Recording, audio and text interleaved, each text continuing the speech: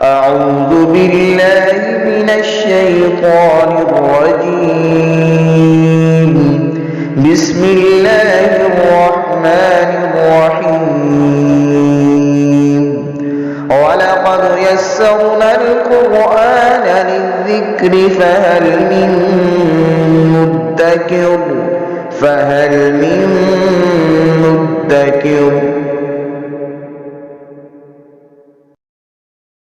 بسم اللہ الرحمن الرحیم۔ سورہ مائدہ کی 20 نمبر آیا مبارکہ ہے اور چوتھا رکوع ہم سورہ مائدہ کا شروع کریں گے۔ 8واں رکوع ہے چھٹے پارے کا۔ اعوذ باللہ من الشیطان الرجیم، بسم اللہ الرحمن الرحیم۔ وَإِذْ قَالَ مُوسَىٰ لِقَوْمِهِ يَا قَوْمِ اذْكُرُوا نِعْمَةَ اللَّهِ عَلَيْكُمْ اذ جعل فیکم انبیاء وجعلکم ملوکا وآتاکم ما لم یؤت احدا من العالمین۔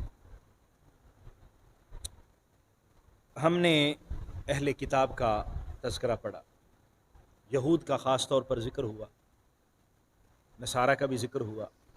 نبی کریم صلی اللہ علیہ وآلہ وسلم کو نبی تسلیم کرنے سے انہوں نے انکار کیا، اور مختلف طرح کی ان کی غلطیوں کو اللہ تعالیٰ نے منشن کیا گزشتہ آیات مبارکہ میں۔ یہاں پر نبی احمد صلی اللہ علیہ وآلہ وسلم کو ان کے متعلق ماضی بتائی جا رہی ہے۔ تو محبوب ان کا ماضی ذرا دیکھیے، یاد کیجئے کہ آپ کے ساتھ وہ اس طرح پیش آ رہے ہیں، آپ کو تنگ کر رہے ہیں، تسلیم نہیں کر رہے، پریشان کر رہے ہیں، تو ان کا ماضی حضرت موسیٰ علیہ السلام کے ساتھ بھی ایسا ہی رہا ہے، دیگر انبیاء کرام کے ساتھ بھی ایسا ہی رہا ہے۔ اللہ تعالیٰ ان پر انعام فرماتا تھا، انہیں نعمتیں عطا فرماتا، اور وہ کیا کرتے؟ وہ نبی کی پریشانی کا سبب بنتے، ان کی گستاخی کرتے اور ان کی نافرمانی، جہاں بھی ان کو موقع ملتا ہاتھ کھڑے کر دیتے کہ ہم نہیں مانتے۔ یہاں ان کے اس رکوع میں ساری چیزوں کو بیان کیا جا رہا ہے۔ وَإِذْ قَالَ مُوسَىٰ، اور یاد کیجئے محبوب، یاد کیجئے جب موسیٰ علیہ السلام نے کہا لِقَوْمِهِ، اپنی قوم سے، یا قومی، اے میری قوم، اذکروا نعمت اللہ علیکم، یاد کرو اللہ تبارک و تعالیٰ کی جو تم پر نعمت ہے اسے یاد کرو۔ اذ جعل فیکم انبیاء، جب اللہ تعالیٰ نے تم میں انبیاء بھیجے، انبیاء بنائے، یعنی تمہارے اندر اللہ تعالیٰ نے انبیاء پیدا فرمائے۔ اللہ تعالیٰ کی کتنی نعمتیں ہیں، یعنی نبی کا، ایک نبی کا وجود ہی اتنی برکتوں کا حامل ہے، اور صرف ایک نبی نہیں، تمہارے پاس تو کتنے نبی آ گئے، لیکن اس کے باوجود وجعلکم ملوکا، اور پھر تمہیں بادشاہت بھی عطا فرمائی، نبی بھی عطا فرمائے اور پھر بادشاہ بھی بنائے، حضرت سلیمان علیہ السلام، حضرت داؤد علیہ السلام۔ وآتاکم ما لم یؤت احدا من العالمین، اور اللہ تعالیٰ نے تمہیں وہ نعمتیں عطا فرمائیں جو اس نے عالمین میں سے کسی کو بھی عطا نہیں فرمائی۔ یعنی اس وقت اللہ تعالیٰ نے ان کو وہ نعمتیں عطا فرمائی تھیں کہ اس پوری دنیا میں بسنے والے کسی کے پاس وہ نعمتیں موجود نہیں تھیں، وہ نعمتیں اللہ نے ان کو عطا فرمائیں۔ اور حضرت موسیٰ علیہ السلام نے انہیں یاد دلایا کہ دیکھو اللہ تعالیٰ کا کتنا کرم ہوا ہے تم پر، تمہیں نبی عطا فرمائے، پھر تمہیں اللہ تعالیٰ نے بادشاہت عطا فرمائی۔ دیکھیے جب حضرت موسیٰ علیہ السلام اپنی قوم کو، بنی اسرائیل کو لے کر فرعونیوں سے آپ بھاگے تھے، اللہ کے حکم سے آپ نکلے، اور قوم فرعون پیچھے چلی، فرعون بھی، اور آپ سمندر سے آسانی سے گزر گئے، وہ خشک ہو گیا، رستے بن گئے، آپ گزر گئے، اور پیچھے ساری کی ساری جو فرعون کی فوج تھی فرعون سمیت ہلاک ہو گئی، غرق ہو گئی، اور یہ سمندر پار آسانی کے ساتھ پرسکون طریقے سے پہنچ گئے۔ اب جب وہاں پہنچ گئے تو اللہ تبارک و تعالی نے وہاں ان کو تورات بھی عطا فرمائی، وہاں احکام بھی عطا فرمائے، پھر ان کی نافرمانیاں چلتی رہیں۔ حضرت موسیٰ انہیں یاد دلا رہے ہیں، دیکھو اللہ تعالیٰ نے کتنی نعمتیں ہمیں عطا فرمائی۔ اچھا، جو فرعون اور اس کی قوم تباہ و برباد ہو گئی، پیچھے جو ان کی سلطنت تھی، پیچھے جو ان کے باغات، محلات، زمینیں، جائیداد، وہ کدھر گئیں؟ وہ ساری کی ساری اللہ تعالیٰ نے بنی اسرائیل کو عطا فرما دی، یعنی جہاد بھی نہیں کرنا پڑا، بغیر لڑائی کے سارا کچھ مل گیا، اور دشمن سارا کے سارا نیست و نابود ہو گیا۔ حضرت موسیٰ علیہ السلام یہ نعمتیں انہیں یاد دلا رہے ہیں. یا قوم ادخلو، اے میری قوم داخل ہو جاؤ. اب یہاں جب سمندر سے آگے گزرے تو مفسرین لکھتے ہیں تقریباً 1 سال وہاں پر موجود رہے، اور اللہ تعالیٰ نے تورات عطا فرمائی، احکام عطا فرمائے. پھر اللہ کی طرف سے حکم ہوا کہ اب آپ واپس جائیں شام کی طرف، جو ملک شام جس کو ارض مقدس کہا گیا ہے اس آیہ مبارکہ میں، تو وہاں جانے کا حکم ہوا. لیکن حضرت موسیٰ علیہ السلام نے پہلے چند لوگوں کو بھیجا. ان کے 12 نقیب تھے، ان 12 لوگوں کو بھیجا جو 12 قبائل کے سربراہ تھے. ان کو بھیجا کہ جاؤ جا کے وہاں پتہ کر کے آؤ کہ صورتحال کیا ہے، سیاسی صورتحال کیا ہے اس وقت، حکومت کی کیا صورتحال ہے، اور وہاں پر کیا پوزیشن ہے، تاکہ اگر ہم آئیں تو ہمیں حالات کا اندازہ ہو. تو وہ وہاں پر گئے اور انہوں نے آ کے واپس حضرت موسیٰ سے ملاقات کی. موسیٰ علیہ السلام نے فرمایا کہ جو تم وہاں دیکھ کے آئے ہو نا، حضرت موسیٰ کو اللہ نے بتا دیا تھا وہی سے، جو تم وہاں دیکھ کے آئے ہو وہ تم نے لوگوں کو نہیں بتانا، تاکہ لوگ جو ہیں وہ دل چھوٹا نہ کر لیں، بزدل پہلے ہی ہیں، گھبرا نہ جائیں. تو یہ جو 12 لوگ تھے ان میں سے 2 لوگ وہ تو قائم رہے، اور 10 اپنی قوم کے پاس واپس گئے اور ان کو جا کے کہنے لگے کہ جہاں ہم گئے ہیں نا وہاں بندے بڑے طاقتور ہیں، وہاں پر وہ بڑے بڑے اونچے اونچے قد والے اور عظیم جثے والے بڑے جو ہے وہ جری قسم کے اور بہادر قسم کے لوگ تھے، جن کو قرآن نے جبارین کہا ہے. تو یہ ڈر گئے، انہوں نے کہا کہ وہاں تو کام خراب ہے. اب اللہ کی طرف سے حکم ہوا کہ وہاں جانا ہے. انہوں نے کہا ہم نہیں جا رہے، پہلے تو وہ لوگ وہاں سے نکلیں گے تو پھر جائیں گے. اب اللہ تعالیٰ سے کہیں. اب ان کو یہ خیال آیا کہ پہلے اللہ تعالیٰ نے ہمیں فرعون سے نجات دے دی ہے ویسے ہی بغیر لڑائی کے، اب وہاں بھی اسی طرح کریں، اللہ تعالیٰ ان کو وہاں سے بھگائے اور ہم وہاں جا کے آرام سے قابض ہو جائیں. تو اللہ تعالیٰ نے فرمایا کہ حضرت موسیٰ علیہ السلام نے قوم سے کہا یا قوم ادخلوا الارض المقدسۃ التی، اے میری قوم تم داخل ہو جاؤ اس ارض مقدس میں، التی کتب اللہ لکم، جو اللہ نے تمہارے لیے لکھ دی ہے. اللہ نے یہ فیصلہ کر لیا ہے کہ وہ تمہیں ہی ملے گی، لیکن تم نے داخل تو ہونا ہے، کچھ نہ کچھ ہمت تو کرنی ہے. ولا ترتدوا علی ادبارکم، اور تم نے اپنے پیٹھوں کے بل واپس نہیں پلٹنا، بس اندر جانا ہے، بزدلی نہیں دکھانی، واپس نہیں بھاگنا.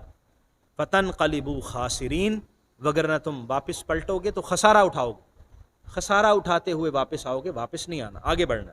قالو، آگے سے کہنے لگے یا موسیٰ ان فیہا قوما جبارین، اے موسیٰ وہاں پر تو جو ارض مقدس جہاں آپ جانے کا حکم دے رہے ہیں اس میں تو قوم بڑی جابر قسم کے اور بڑے جری قسم کے لوگ ہیں.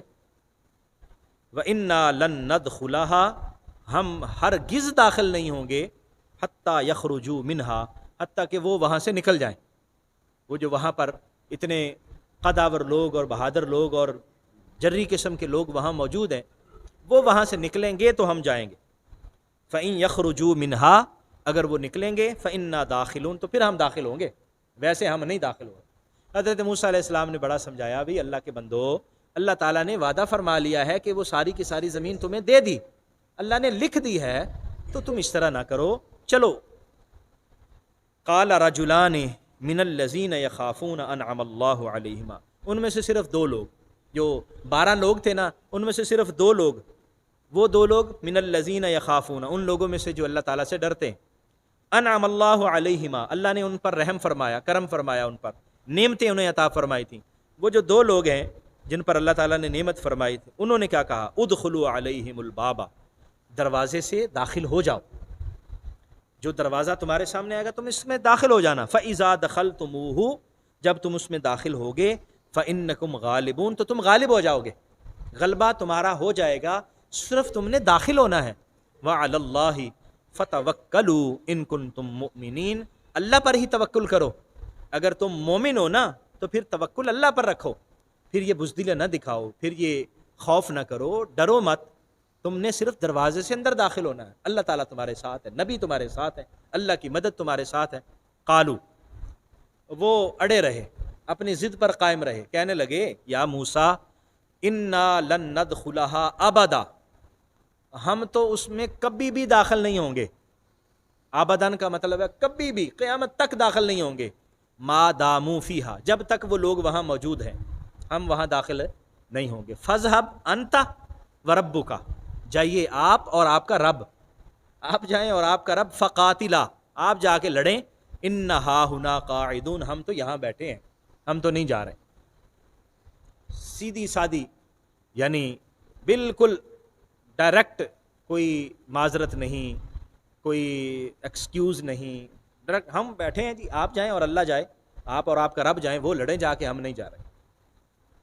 اللہ تبارک و تعالیٰ نے یہ ساری چیزیں نبی رحمت صلی اللہ علیہ وآلہ وسلم کے سامنے بیان فرمائیں، اور فرمایا کہ محبوب دیکھیے ان کی حالت دیکھیے کہ تو اپنے حضرت موسیٰ علیہ السلام کے ساتھ ایسا سلوک کرتے رہیں، قربان جائیں۔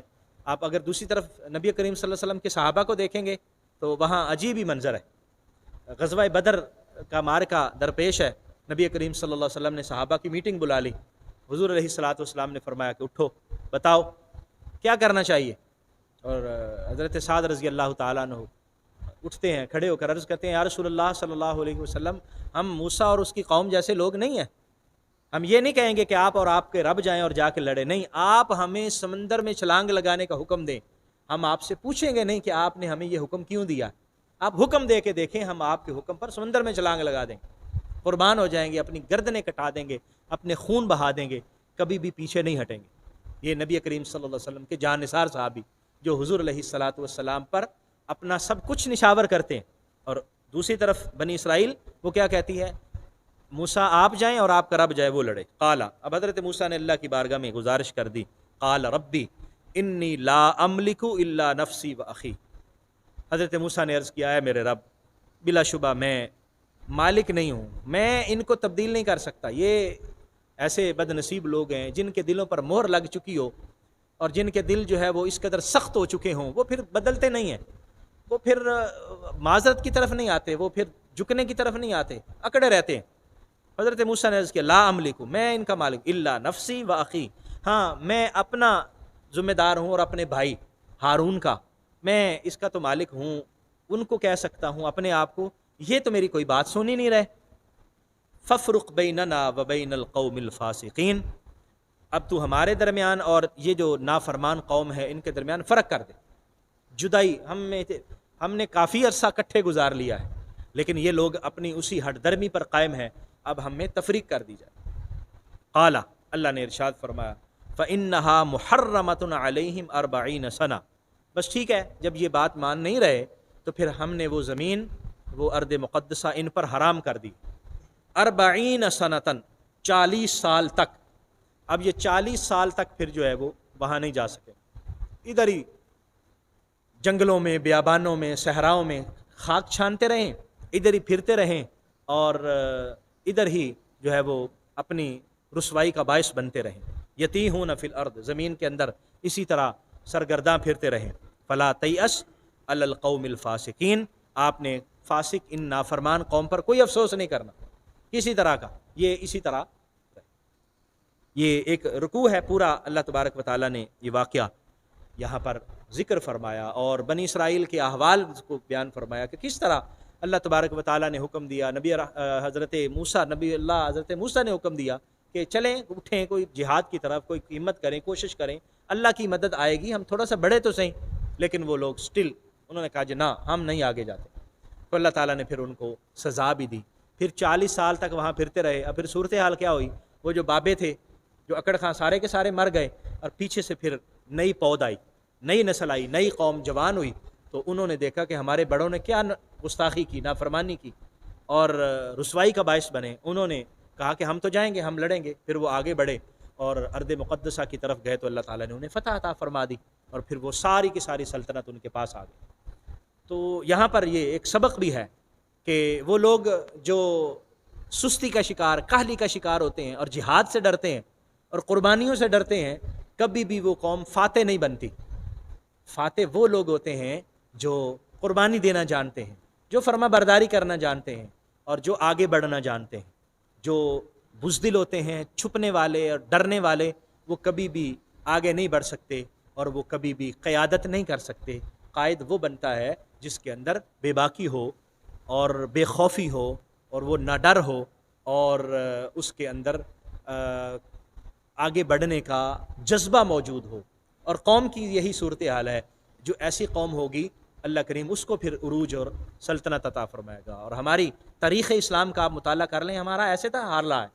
آپ جو ہمارے ہیرو ہیں، نور الدین زنگی کو دیکھ لیں، صلاح الدین ایوبی کو دیکھ لیں، ان کو پڑھ کے دیکھ لیں تو آپ کو پتہ چلے گا کہ وہ بہادر تھے، جری تھے. یہ سارے لوگ ان سے ڈرتے تھے.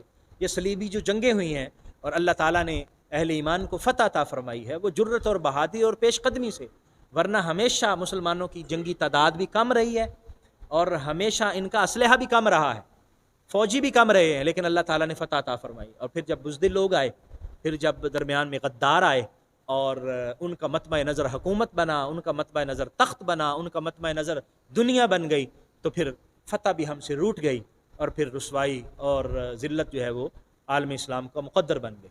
اللہ کریم ہمیں سوچ عطا فرمائے، اللہ کریم ہمیں قائد عطا فرمائے اور دوبارہ سے اللہ کریم عالم اسلام کو سربلندی عطا فرمائے. آمین. وآخر دعوایا ان الحمد للہ رب العالمین.